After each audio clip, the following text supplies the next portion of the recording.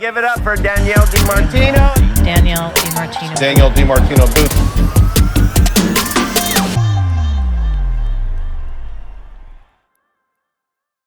$2025 so far has been the year of the multi-billion-dollar bankruptcy. For all of 2024, there were 7,400 retail closures announced. Just through the end of February, we've had more than 4,000 announced in the United States alone. Volatility is back in the stock market, and the reasons for this have been showing up in the economic data if you know where to look. My guest today, Danielle DiMartino Booth of QI Research, has been on this story for months, and today she explains what's happening in the economy and what comes next. I'm Ed D'Agostino. Welcome to Global Macro Update.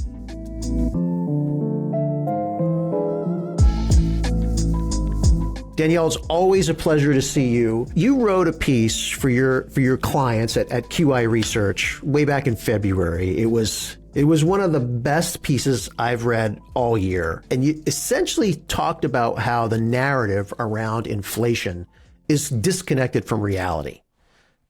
Can you sort of set the stage for us on your thinking, and then we'll dive into some details? At the basis of any great narrative, I think, is fear.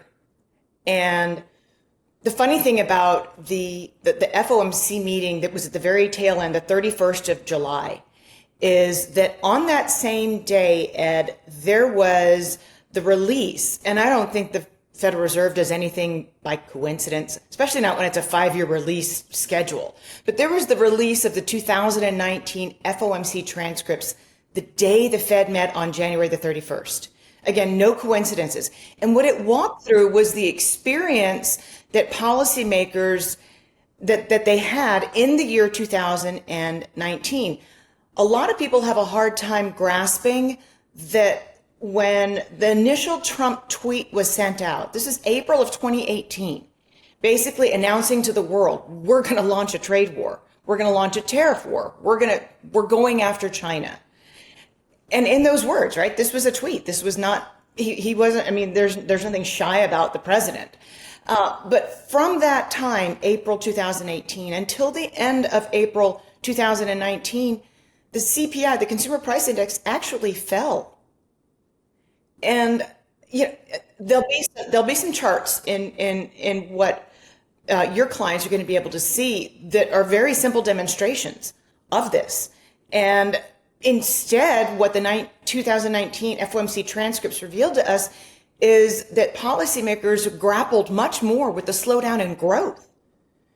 We are a world that revolves around trade. You know, at the time, 24% of every U.S. automobile, 24% of the pieces, the components, the parts came directly from China.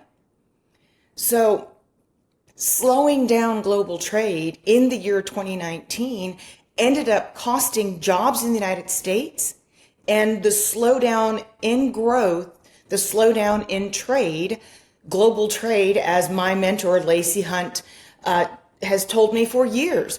Any year global trade contracts, the U.S. economy cannot and has not avoided recession.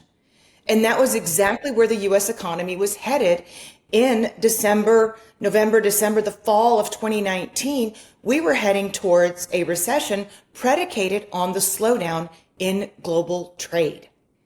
And $15 trillion of stimulus spending later, we've miraculously somehow avoided recession. Yay, wonderful. But fast forward to where we are today. The narrative, the inflationistas, the soft landing camp, the individuals who maintain that it's going to be sticky inflation as far as the eye can see. That's not what the data are saying. It's not what the data are saying at all. Chair Powell has shifted his focus to something called market-based core PCE. And I think that that's his and his chief lieutenant, Christopher Waller, Governor Waller. I think that that's their recognition of the fact that if you look at market-based prices, they've come down pretty darn fast. And if you take one additional step and substitute into this market-based core PCE a metric that the Cleveland Fed came up with called the New Tenant Rent Index. And they've spoken about this. They've spoken about new rents are market rent prices. New rents should represent shelter. So if you substitute out of market-based core PCE, the very broken metric we know to be owner's equivalent rent, it's an imputation. It's a theory. It's a model, but it doesn't represent what we're seeing on the ground. But if you substitute that in, year over year, we're south of 1%. We're below the Fed's 2% inflation target and significantly below that. So in data that we've seen subsequent to this, we've just learned from the census that in the fourth quarter, only 47% of record numbers of new apartments that were coming out of the construction pipelines, only 47% within 3 months of coming onto market were rented. That left 53% not rented. It really is a matter of supply and demand. And that is what is bringing the largest input to inflation down at a fairly rapid pace now that the downside momentum is in train. And yet, if you question the average American, they're going to tell you that tariffs make inflation rise. And then if you look at the news, right, you hear about eggs, right? Like, but nobody's reporting, at least I haven't seen it, that, what was gas the last time you pulled up at the pump? It's in Connecticut. It's in Connecticut, of all places. It's below $3 a gallon at some places. I'm filling up for $2 a gallon because I'm a crazy, I used to actually clip paper coupons. Now I use my local grocery store, for every X number of dollars you spend with them, you get an extra 10 cents off per gallon. And so I'm getting 90 cents off of what is listed in Texas, which is lower than Connecticut. But I'm filling up sometimes for $2, for just under $2 a gallon, and I am not alone. And yet there is this palpable fear that inflation is going to come roaring back. Why is that? So that's what I explored. When you consider the fact that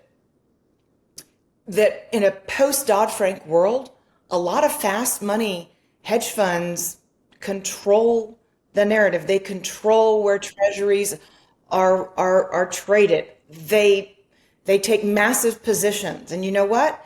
If you're short treasuries, you want for those prices to fall. You want for those yields to rise. And that's exactly what we saw in 2024, is that we saw yields rise based on a construct called the risk premium, even though inflation expectations were not going up, because the most visible price, which you just pointed out at the gas pump, was coming down. Individuals know that if they can play hardball with their landlord and threaten to move, and if they do so, they're going to get either a cut to their rent, or they're going to go through with their threat and move and get a lower rent. So on the ground, we've seen inflation come down, but so many Americans continue to live with the latent shock of the price rises that occurred post 2019. And those are not to be dismissed.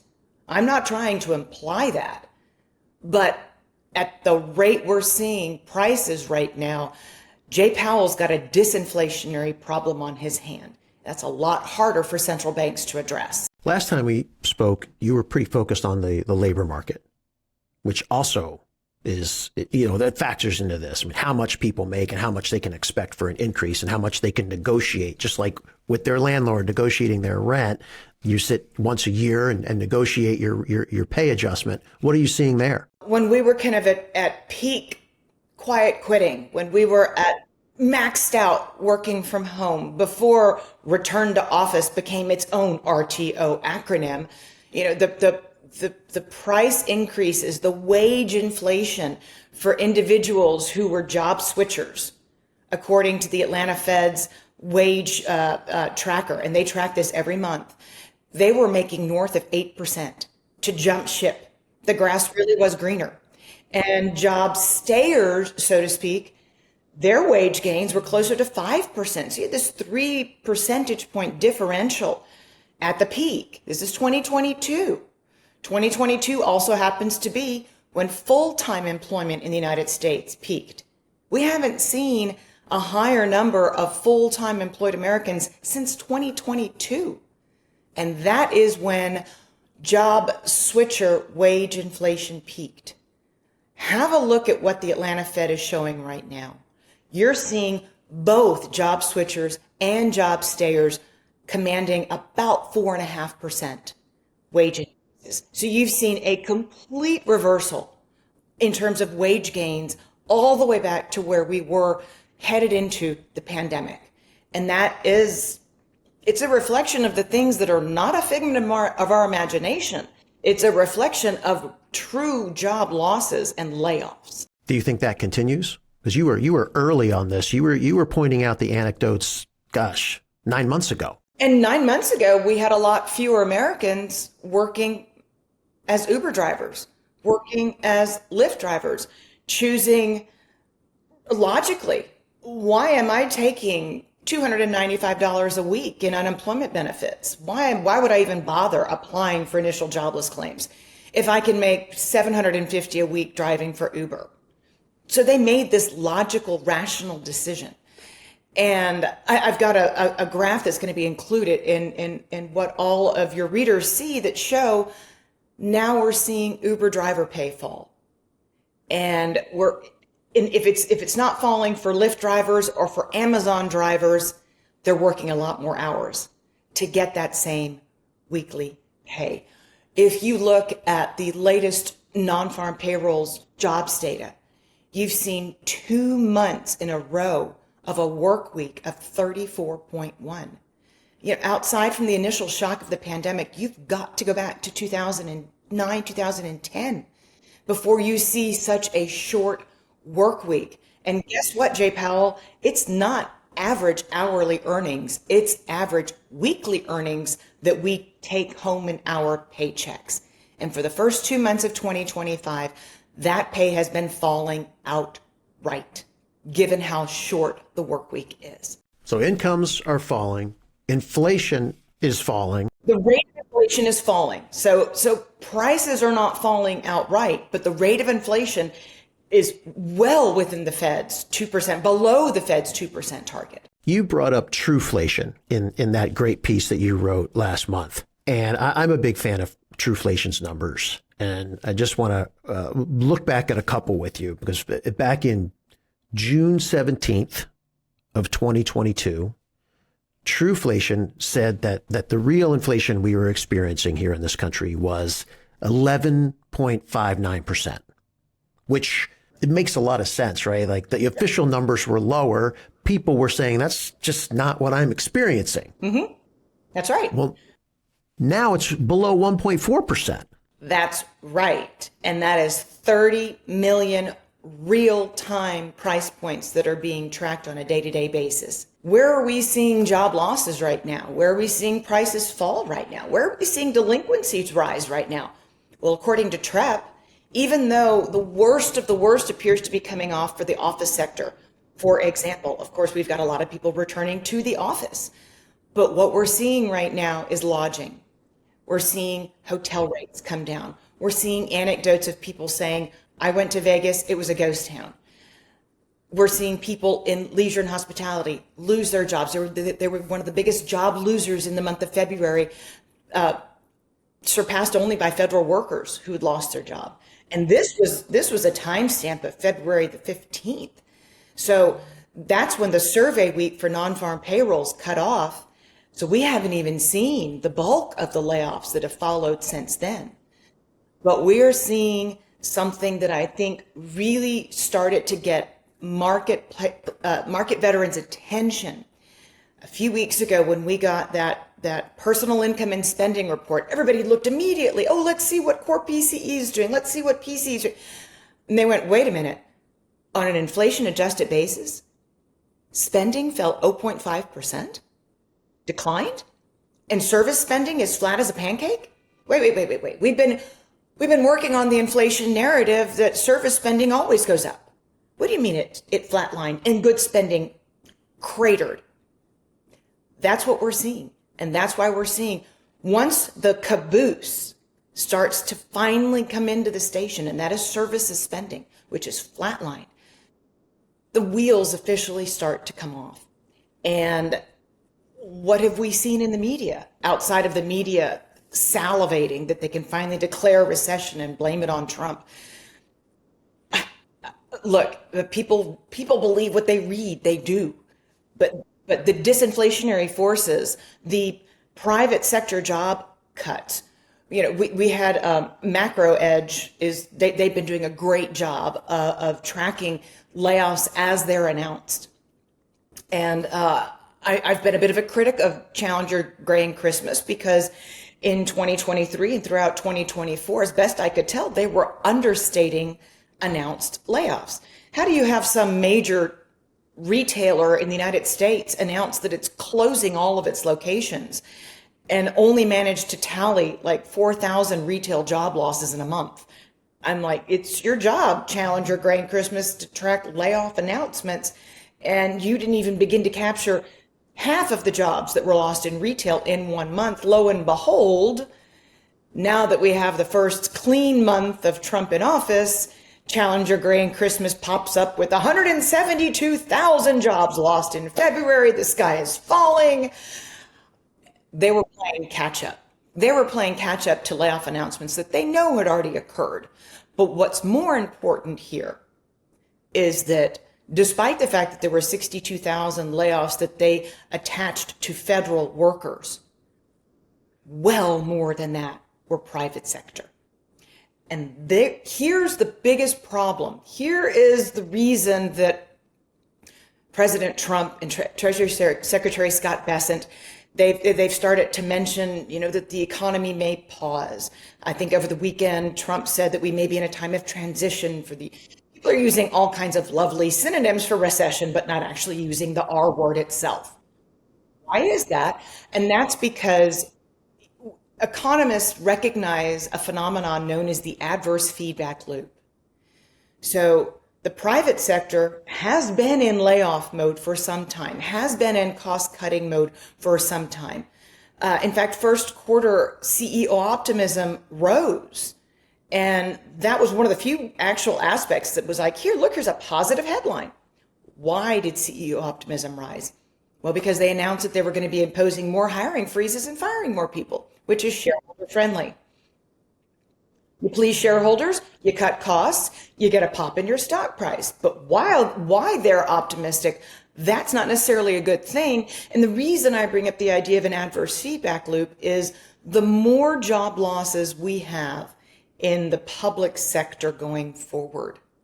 And by the way, not just direct federal employees. When you read a headline that says, that certain large consulting firms derive 98% of their revenues from federal government contracts, there will be trickle-down effects. There will be ripples into the private sector based on the work that they depend on coming from the federal government. So if the private sector is saying, well, wait a minute, we're going to have aggregate income continue to fall, then going into the year, maybe I thought I was going to be able to tamp the brakes and stop with the cost cutting. But if the aggregate income between public sector and private sector layoffs are going to continue to drag on income in an economy that is 70% spending, well, I got to cut more. I've got to reduce headcount even more to account for less money that people can spend on my good or on my service. So one sector feeds off of the other. And that's why you saw that the unemployment rate was 0.00111 shy of rounding up to 4.2% in February. We came really close to rounding up to 4.2%. From that 4.0%, which did not, the 4.0% in January was a very real thing. And it wasn't even close to rounding up to 4.1%. But now you can see going forward, they're going to adjust the birth death adjustment beginning with March payrolls. That's going to look a lot more like the last few years of the United States, not some crazy imputated level of business births that didn't occur and had to be revised away subsequent to. In March, we get a little bit of reality in the statisticians' imputations, which is going to hurt because that's going to come right on top of the rest of the job losses that we know have been announced, occurred, all of these massive multi-billion-dollar bankruptcies that we're seeing in 2025. 2025 so far has been the year of the multi-billion-dollar bankruptcy. Mattel, a huge Canadian telecom company, they had to file 10 different times in the state of Texas just for their subsidiaries here. But multi-billion-dollar bankruptcies are commonplace. And on top of that, I'll throw this figure out there. For all of 2024 in the United States, Ed, there were 7,400 retail closures announced, stores that closed. Just through the end of February, we've had more than 4,000 announced in the United States alone. So the momentum has continued to build, and that's something that someone as rational as Scott Bessent can see and prepare for. And you know what? I'd rather move away from being gaslit to being told the truth. So if the people in Washington are going to be sober and honest with the American people and say, look, there might be some short-term pain that involves, getting rid of the fiscal lunacy, I think the American people would rather be told the truth than read headlines that don't match at all what they're experiencing on the ground. I hope so. And I've had this conversation with other people that sort of the time to do this, the time to get fiscal sanity back is really right now from the perspective of the president, or not just this president, any president. You have to move quick. You have to move within the first year before midterms, before the narratives start to get spun. And this doesn't matter which party you're from. The time to take bold action is now. It is. And Ronald Reagan did just that. Exactly. He did. There was a massive buildup in the federal workforce during the Carter administration that he felt was just too much. And he came in and cut. Now, defense spending rose. We're talking about making ships at home. We're hearing some things that we'd like to hear. And we don't look back to, we forget. I should forget. I was in middle school, but we forget that the 1980 recession lasted all of 6 months. It was ugly. It was dirty. It was manufacturing based. It was blue collar. People going into that election were angry as all get out. But it only lasted 6 months. The economy was coming out of it by July of 1980, and boom, Reagan got to office. And before the Great Recession of 07 to 09, the double dip recession that started in 1981 was the worst recession since the Great Depression. They called it back then the Great Recession. But we don't think about Ronald Reagan in those terms, even though he was in the White House during a terrible period for U.S. GDP. But we came out of it, to your point. I think a lot of this is really hard for people to understand. The person that's not the analyst or the economist like you, we've been dealing with supply issues ever since COVID, right? And so then we hear about there's going to be tariffs added. Automobile manufacturers are going to have to start paying 25% more for things that they import. And the narrative, to your point, is that new cars are going to go from on average costing $50,000, which already is a ton of money, to $62,000. And what people are missing, and so that sounds inflationary. And what people aren't being told is it's a demand issue, right? It's the demand side of the equation. Am I getting that right? You're getting it so right. And hats off to Mary Barra. Maybe she should try Hollywood after she's finished with Detroit, because according to Car Gurus in March, there was an 84-day supply of cars, new cars. It's a lot of cars. And there are a lot of cars because people cannot afford the cars. Fitch Ratings came out just a few days ago and said that new car recovery rates are 32%.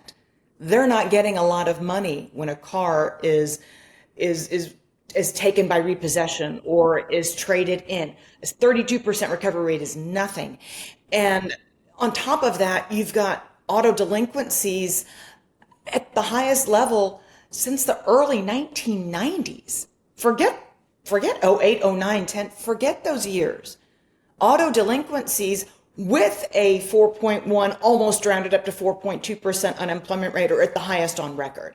Imagine what they're going to be when we see a jump to 4.5% and 4.6 and 4.7% in the unemployment rate in short order here. What those delinquencies are going to look like, because Americans are actually having to pay their obligations. They're having to pay their student loans.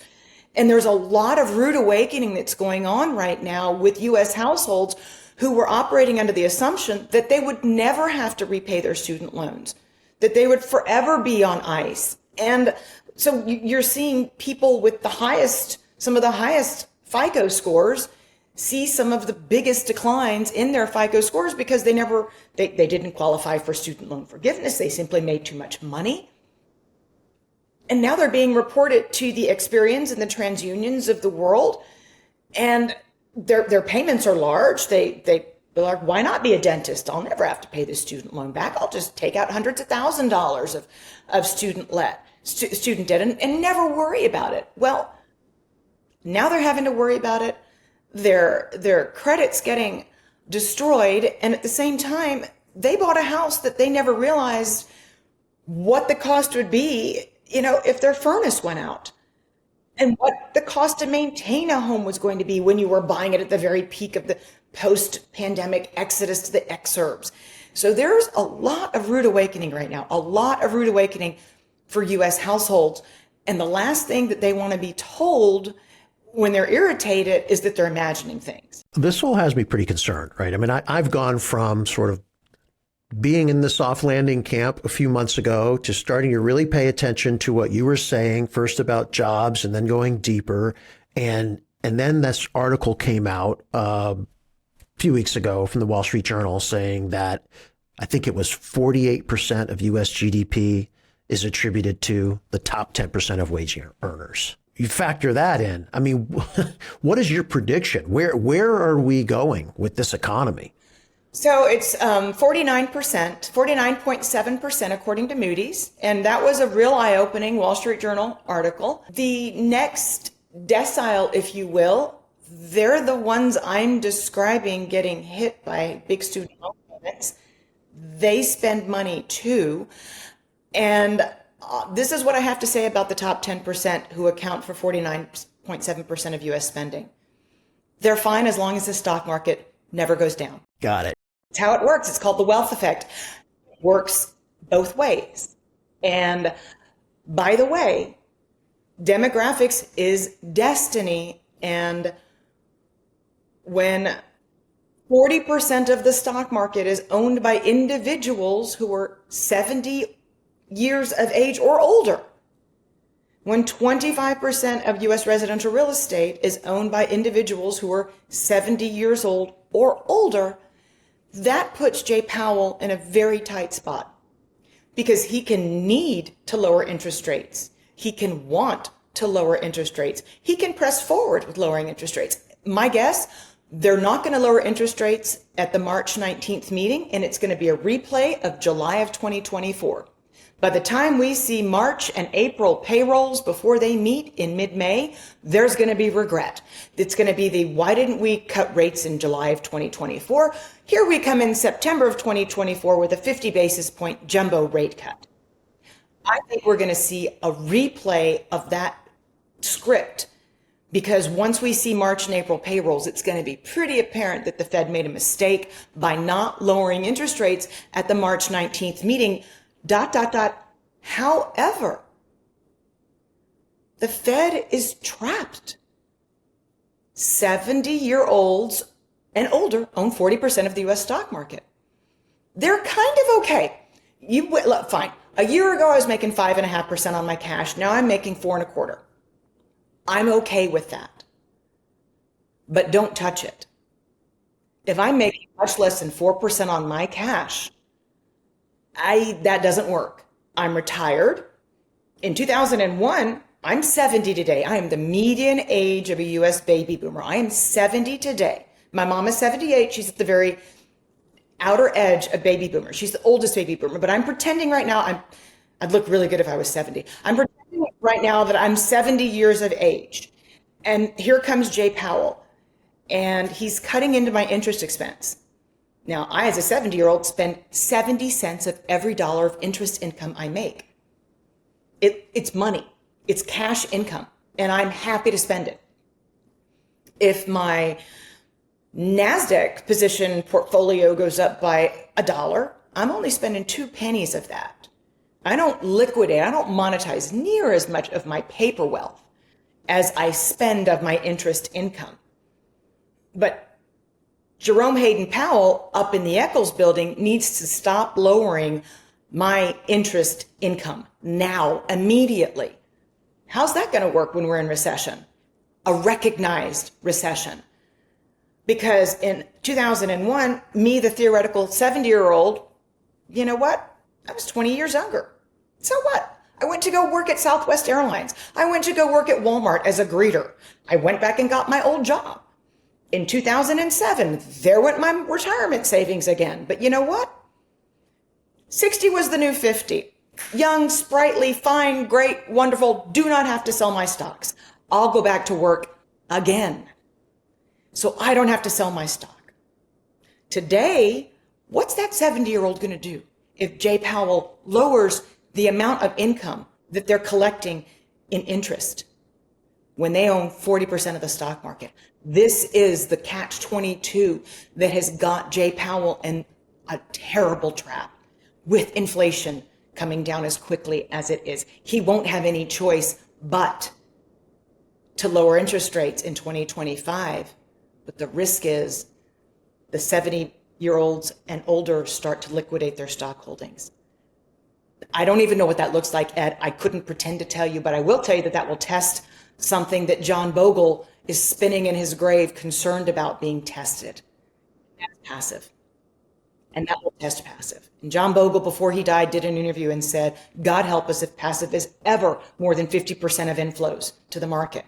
It is, but it's never been tested. You ended your research note with one of the best lines in research that I think I've ever read. You wrote, trade the narrative, but own the truth. So you just spoke a whole lot of truth. I think people are going to be really interested to learn more about your work and where they can find you, Danielle. Where should they go? Come to DiMartinoBooth.substack.com.